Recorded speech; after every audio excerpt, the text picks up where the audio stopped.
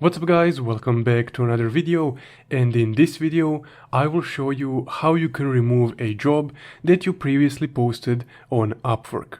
Also, as always, before we get started, if you guys want to know what equipment I'm using to make this video, I will leave links to those in the description below. So let's get started.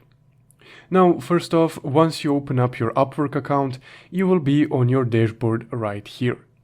Here on your dashboard, you can see the jobs that you currently have posted.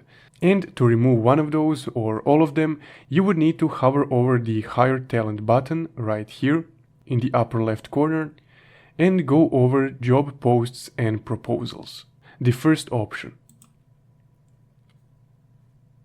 Now on this page, you can see all the job posts that you have posted.